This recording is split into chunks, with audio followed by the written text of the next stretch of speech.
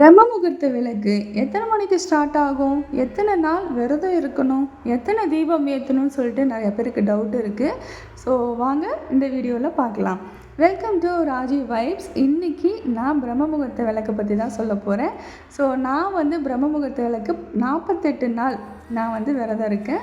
So நான் வெற்றிலை தீபமும் சேர்ந்து போகிறதுனால நான்வெஜ்ஜு 48 நாளைக்கும் சாப்பிடாமல் இருக்கேன். ஸோ உங்களோட விருப்பம்தான்.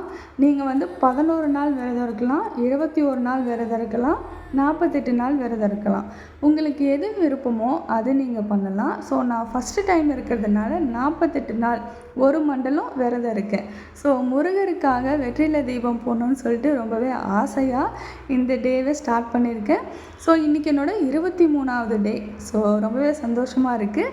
நான் எத்தனை தீபம் ஏற்றுறேன்னு பார்த்தீங்கன்னா 7 தீபம் ஏற்றுறேன். வாசலில் 3 தீபம், சாமி அறையில் 4 தீபம் ஏற்றிட்டுருக்கேன்.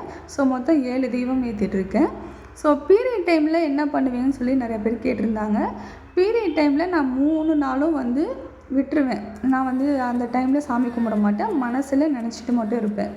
ஸோ இப்போ நான் 20 டேஸ் ஏற்றிட்டேன், அதுக்கப்புறம் தான் பீரியட் ஆனிச்சுன்னா அந்த 3 டேஸை விட்டுட்டு இப்போ நம்ம 20 டேஸ் ஏற்றிட்டோம் இல்லைங்களா, அந்த 3 டேஸ் முடிஞ்ச வாட்டி 21லேருந்து ஸ்டார்ட் பண்ணலாம்.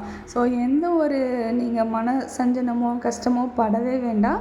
ஸோ இதெல்லாம் பெண்களுக்கு உண்டான ஒரு இயற்கையான ஒரு விஷயம். ஸோ நம்ம குடும்பம் நல்லா இருக்கணும்னு சொல்லிட்டு நம்ம முழுமையாக இந்த பூஜையை பண்ணும்போது எல்லாமே நல்லதே நடக்கும். ஸோ நீங்கள் நம்பி இந்த பூஜையை பண்ணுங்கள், நல்லதே நடக்கும். ஸோ இந்த டைமிங் பார்த்திங்கன்னா 3:30லேருந்து 5:30 வரைக்கும் தான். இதுக்குள்ளே நீங்கள் பிரம்ம முகூர்த்த விளக்கு ஏற்றிட்டிங்கன்னா ரொம்பவே நல்லது. ஸோ இந்த வீடியோ பிடிச்சிருந்துச்சின்னா லைக் பண்ணுங்கள், ஷேர் பண்ணுங்கள், சப்ஸ்கிரைப் பண்ணுங்கள்.